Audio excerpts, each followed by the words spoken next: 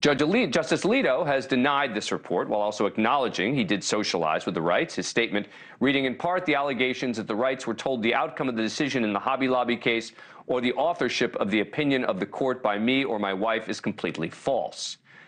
Gail Wright, the alleged source of the leak, also denied it, telling CNN this whole thing is unbelievably misconstrued and patently not true. Cases are never discussed. Everybody knows that. With Schenk's evidence to back it up, it certainly could be true.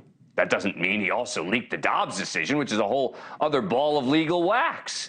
Even if Justice Alito suffered from loose lips over dinner with friends in the privacy of his own home, which is bad, that's a far cry from the intentional leaking of the landmark Dobbs opinion in an effort, presumably, to keep the majority of 5 intact.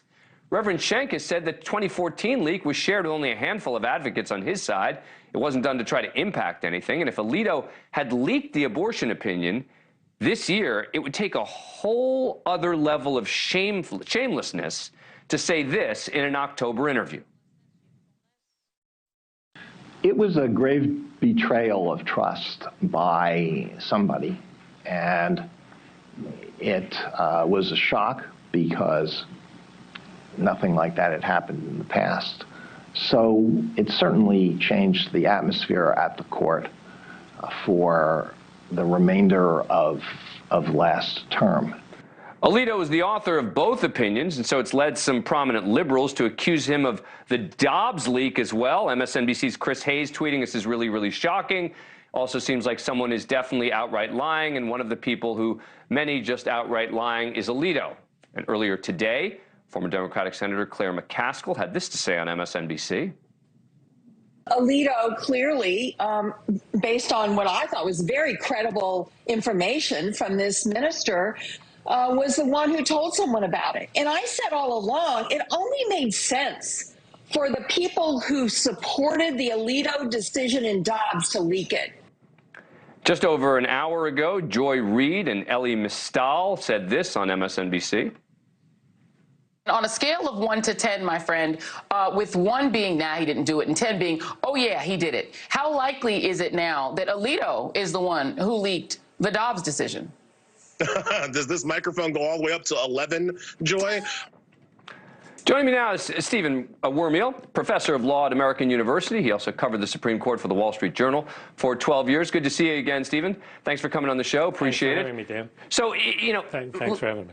Regardless of, let's even assume for a minute that the accusations against Alito are true regarding the 2014 leak. They may be, they may not be.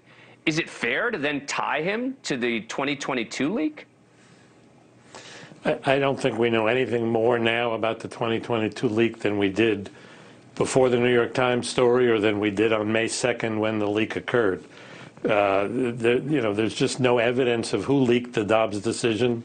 And I think if Alito leaked this decision back in 2014, and I'll just say, my recollection is that was the likely outcome of the case all along.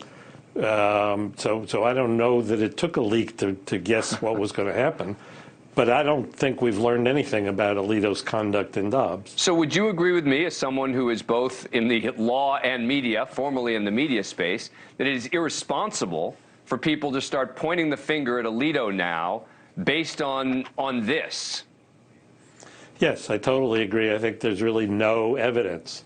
The people who are making that claim about Alito now are doing it because it serves their interests. They want to be angry at Alito because of his Dobbs decision, because of their dislike for the conservative push on the court. And, you know, they have that right, but they shouldn't be making false claims unless they really have proof, and they don't.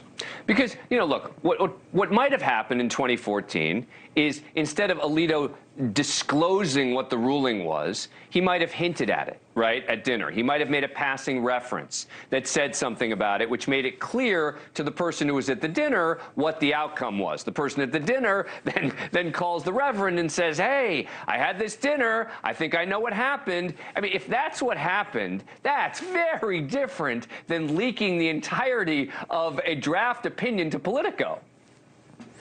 I mean, Justice Ginsburg once told me at a dinner in the month of May that it was going to be a really rough June for the Supreme Court. Well, I knew what cases were coming up, and I could surmise what she meant by that, but I didn't consider that to be a leak of results. Thank you for watching. Go to newsnationnow.com to find NewsNation on your cable provider. And don't forget to click the red subscribe button below to get more of NewsNation's fact-driven, unbiased coverage.